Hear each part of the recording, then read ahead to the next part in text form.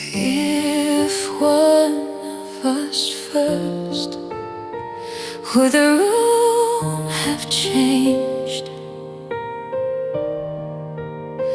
Would the silence between us have known